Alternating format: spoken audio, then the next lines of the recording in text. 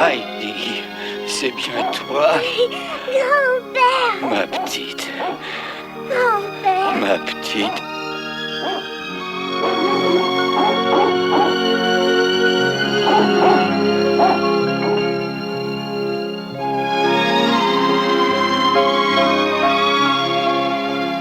Mais qu'est-ce que tu fais ici, ma petite Heidi?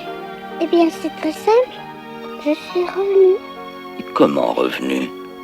Veux-tu bien m'expliquer ce qui se passe? On t'a renvoyé? Ou est-ce que tu t'es sauvé? Ni l'un ni l'autre, bien au contraire. Si tu savais comme ils ont été bons pour moi, Claire, grand-maman, monsieur Gérard. Et je ne comprends pas. Ainsi que je m'ennuyais tellement de toi, vois-tu. Je voulais tant revenir que j'en rêvais jour et nuit. Ça me faisait mal, tu sais. C'était à ce point-là? Parfois, ça me serrait si fort dans la gorge que je ne pouvais même plus respirer. Tu étouffais, ma pauvre petite. Oui, mais je ne disais rien à personne. Autrement, Claire aurait été encore plus malade et ça, je ne le voulais pas. Et puis un jour, monsieur Gérard m'a dit que je revenais. Je pense bien que le docteur de Claire y était pour quelque chose. Comment ça, le docteur? Tu as vu le docteur? Tu n'es pas malade, au moins? Non, grand-père, je vais bien. Au fait, j'allais oublier, j'ai une lettre pour toi de monsieur Gérard.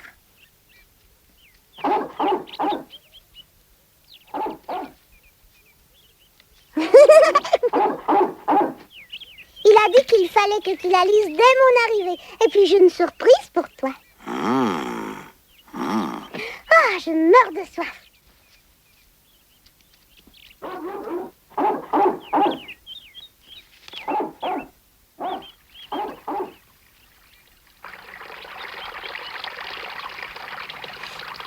Quel bon goût est là.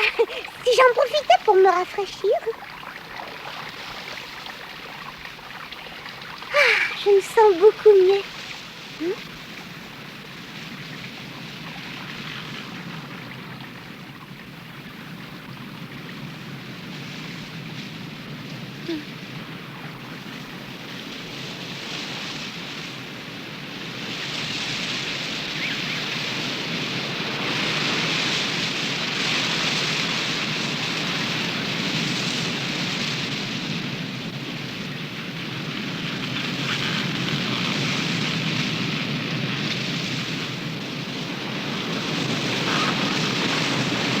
Les sapins, ils ne m'ont pas oublié, ils chantent pour moi.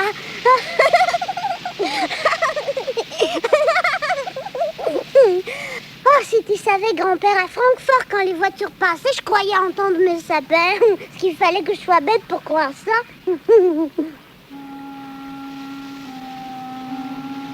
Pourtant, il n'y a que les sapins qui chantent aussi bien. Tu as raison. Et je sais à quel point tu les aimes. Et si nous allions à la maison? Et dans la lettre, qu'est-ce qu'il y avait? Monsieur Gérard dit que j'ai fait quelque chose de mal? Mais non, voyons. Il me dit seulement que tu as besoin de l'air des montagnes. Réponds-moi franchement, Heidi. Est-ce que tu désires réellement vivre au chalet avec moi? Mais bien sûr que je veux rester. Je ne veux pas vivre ailleurs qu'à la montagne. C'est ici que je suis le mieux. Dis, grand-père, est-ce que tu veux bien me garder? Heidi, tu peux rester ici toujours si tu le veux. Tu es chez toi. Youpi! Qu'est-ce qu'il y a? Oh non, mais ce n'est rien, va. Non, et il est temps de rentrer maintenant. Mais dis donc, tu es parti de Francfort comme ça? Oui, non, voyons, j'ai laissé ma robe chez Pierre. Ah oui, et pourquoi donc? Mais c'était pas une robe pour la montagne, je n'aurais jamais pu courir avec. Ah, tu sais, j'ai l'impression de te revoir comme tu étais la première fois. C'est vrai, t'as raison.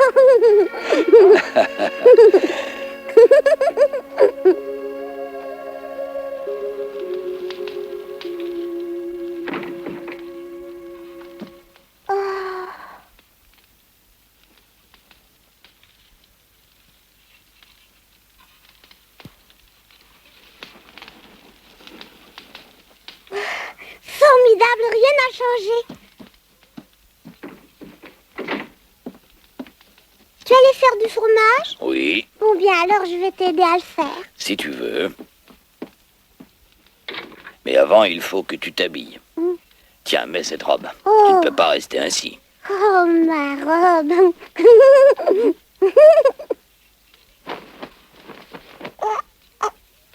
Et qu'est-ce qui ne va pas? C'est la robe. Hein? Elle est bien trop petite. Mais comment ça, trop petite? Tu sais, j'ai dû grandir depuis mon départ.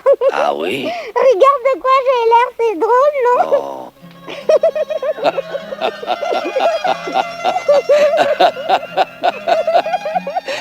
Allez, ne t'en fais pas. Nous irons au village t'en acheter d'autres. Et puis il va te falloir un lit aussi. En attendant, enlevons ça là. Mais grand-père, c'est pas la peine, mon vieux lit fera l'affaire. Quant aux robes, Claire m'en a donné une pleine valise. Oh, mais c'est vrai, j'ai laissé tous mes bagages au village de Dorflich chez le boulanger. Chez le boulanger? Oui, je lui ai dit que tu irais les chercher dès que tu pourrais. Très bien. Et je m'en occuperai plus tard. Bon, je vais au grenier voir mon lit.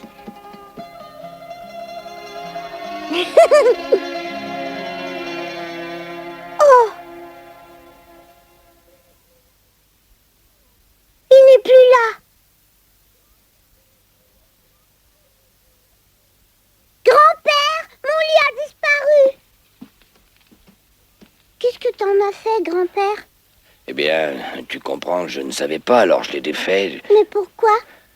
C'est que, comme je te disais, je ne m'attendais pas à ce que tu reviennes si tôt. Comprends-moi, tu semblais si heureuse quand tu es partie pour la ville. Alors quand je suis partie, tu pensais vraiment que je ne reviendrais pas. Tu as pu croire une chose pareille. Oui, mais parfois je me disais, la vie à Francfort ne pourra pas lui plaire au point qu'elle en oublie ses montagnes, ses chèvres, Hercule ou même Pierre. C'est vrai, tu sais, j'ai pensé à tout ça. Oh, grand-père. Maintenant tu es là, je n'ose à peine y croire. Ce n'est pourtant pas un rêve. C'est bien toi, Eddie. Grand-père.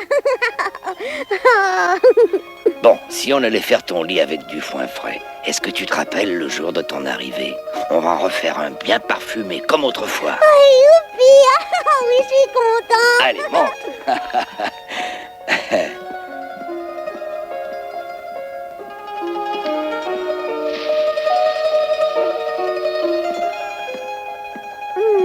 Parce que ça sent bon le foin.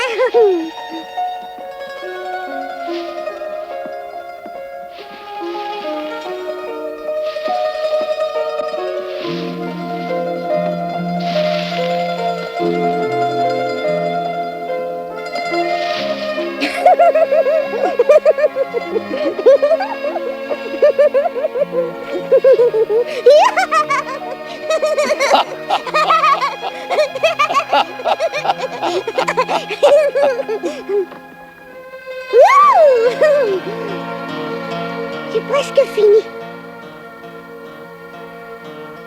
Voilà. Oh, c'est parfait, on dirait tout à fait mon ancien lit.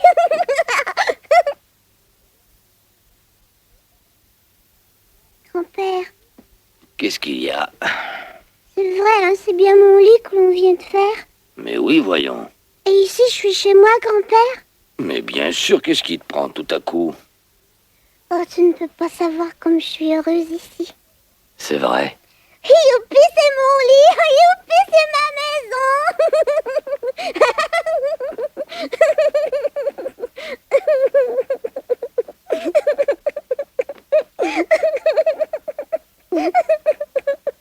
Grand-père! Oh, grand-père! Ma petite Heidi. Mais, on dirait... Mais oui, c'est Pierre qui descend des pâturages!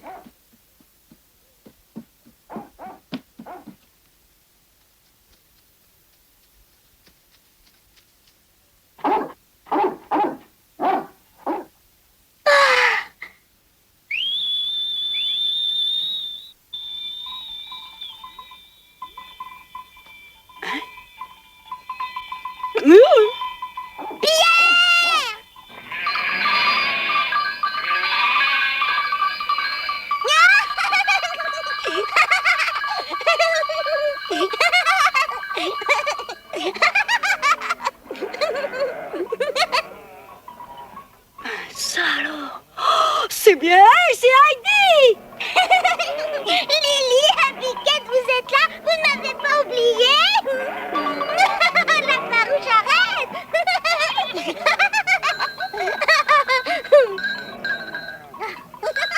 Tu es là, toi aussi? Attends, ce petit. Pierre, tu vois, je suis de retour. Qu'est-ce que t'as, Pierre? Tu pourrais répondre quand je te parle. Ah ben ça alors, toujours la même malgré ton séjour en ville, t'as rien de changé? Comment rien de changé? C'est parce que t'as pas vu ma belle robe que j'ai laissée chez toi. Hein? Alors t'es donc de retour pour vrai? Oui, à partir de demain, je remonte au pâturage avec toi tous les jours.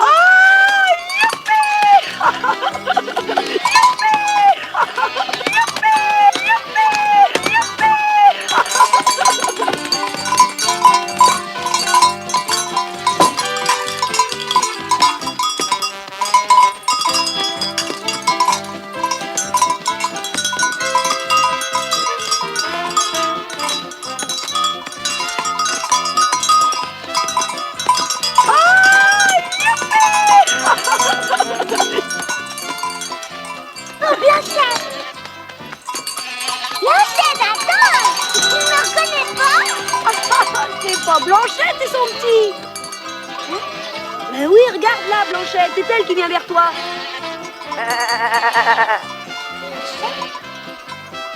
Ma Blanchette! Oh, comme tu es grande et belle maintenant, je suis sûre que Monsieur Gros ne pense plus à te vendre, hein? Jamais je ne t'aurais reconnu tellement tu as changé. Et toi, tu es si mignon. Tu ressembles à ta maman quand elle était petite. Hé, général! Ne t'attarde pas trop, il est déjà tard. Bon, il faut que je m'en aille. Tu viens avec moi demain, hein, c'est sûr. Tu peux compter sur moi. Hein? Mais qu'est-ce qu'elles ont? Allez, vous autres! Dépêchez-vous, c'est l'heure! Il faut redescendre avec Pierre, mais on se reverra demain en allant au pâturage. Allez. Je me demande ce que l'on peut faire.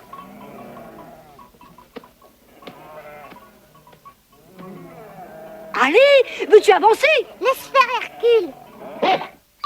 Tu as vu? Oh. Au revoir, Heidi! Au revoir, Pierre.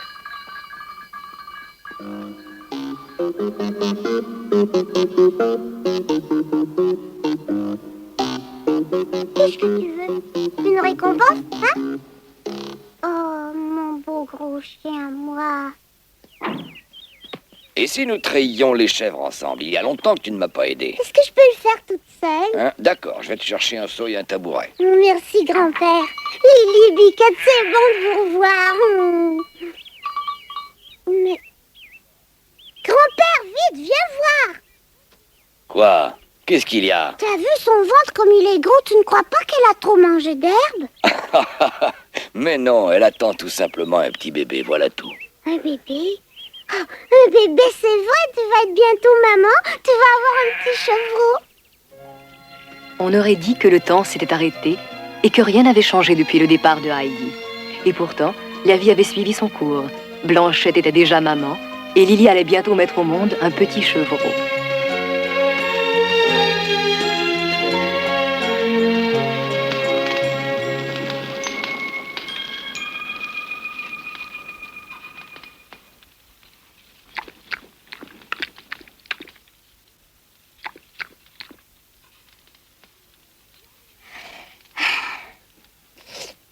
a rien de meilleur.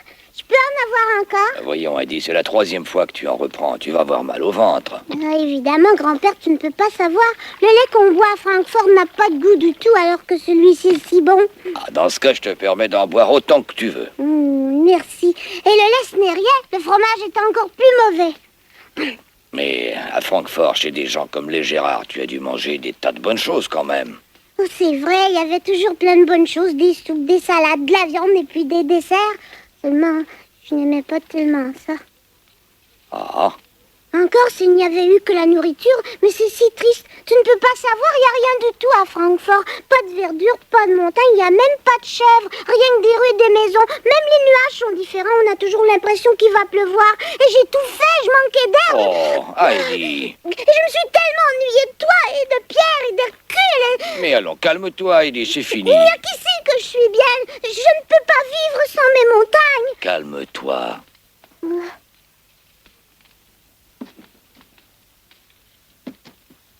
Là, maintenant, mange tranquillement. Ah, Qu'est-ce qu'il y a, ma chérie? mais je ne sais pas, il a disparu. Qui a disparu? Et tu vois bien qu'il n'y a personne à la fenêtre.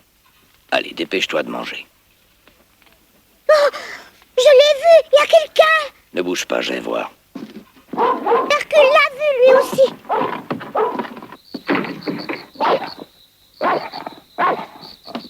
Qui va là? Arrête, Hercule, voyons, c'est moi. Hein? Pierre, mais qu'est-ce que tu fais ici à cette heure? Pierre, c'est toi? Mais que se passe-t-il? Eh bien, c'est que... Que quoi? Voilà, c'est pour toi. Qu'est-ce que c'est? Des noisettes que j'ai cueillies là-haut dans la montagne. Oh, je te remercie, Pierre. C'est donc ça. Allez, entre un moment, général. Mais oui, tu es toujours le bienvenu. Mais pourquoi tu n'as pas frappé en arrivant? C'est que... c'est grand-mère. Eh bien quoi, grand-mère? Eh ben voilà, elle était inquiète et elle se demandait si t'étais revenu pour de bon. Enfin, si t'allais rester ici, quoi, tu comprends, hein? Alors elle m'a envoyé aux nouvelles. Tu m'en diras tant. Mais pourquoi tu ne te décidais pas à entrer? Eh ben, parce que j'avais peur de l'oncle de l'Alpe. Peur de grand-père? Depuis que t'es parti, il est bizarre. Il m'adresse même pas la parole. Il crie même plus après moi quand je fais une bêtise, alors. C'est vrai, grand-père? Eh bien... Écoute-moi attentivement, général. Puisque ta grand-mère veut savoir, tu vas lui dire ceci. Heidi ne repartira plus jamais. Sa place est ici, à la montagne, au sein de cette nature qu'elle aime tellement. Elle reste avec nous, c'est elle qui me l'a dit. Et on peut la croire. C'est bien vrai, Heidi? Mais oui, tu as bien entendu ce que grand-père vient de dire. Je ne partirai plus jamais. Plus jamais, c'est sûr. T'es certaine que tu repartiras plus jamais? Oui, Pierre, je t'en donne ma parole. Oh, c'est formidable. Attends un peu.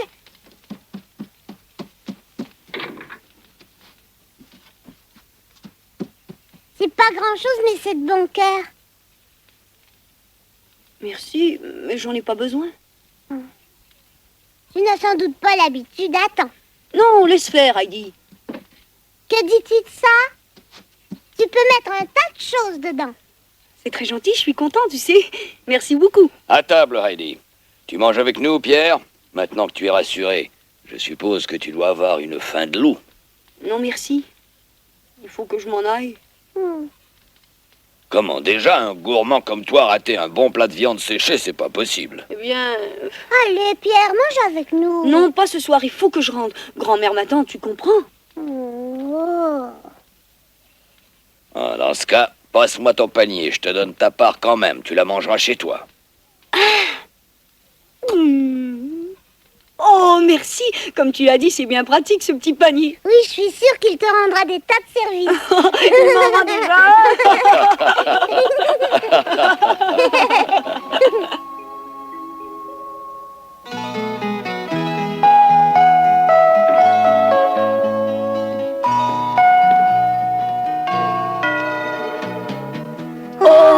Comme les étoiles sont proches, on dirait qu'on peut les toucher.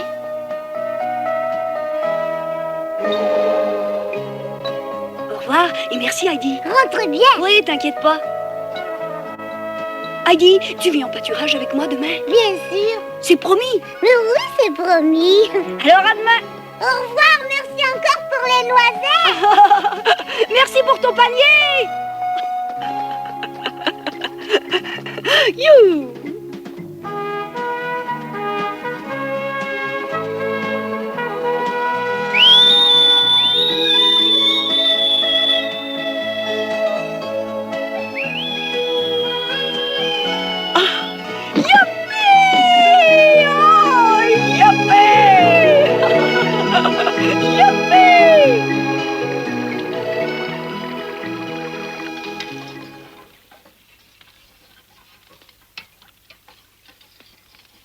Grand-père,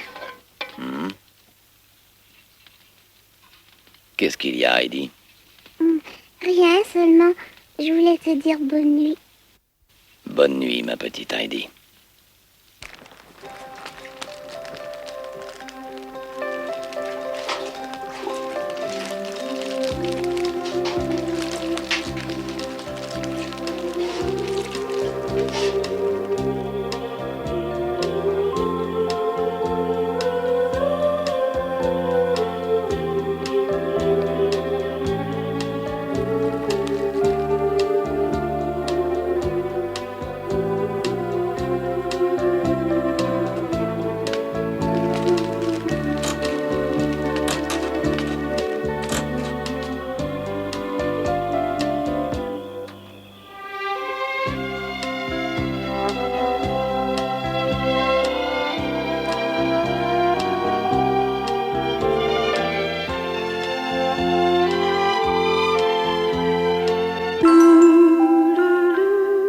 Cette nuit-là, dans le berceau que lui faisaient les Alpes, Heidi s'endormit d'un sommeil peuplé de beaux rêves. Elle avait enfin retrouvé la chaleur du foyer de grand-père dans ce paysage magnifique qu'elle chérissait plus que tout autre au monde.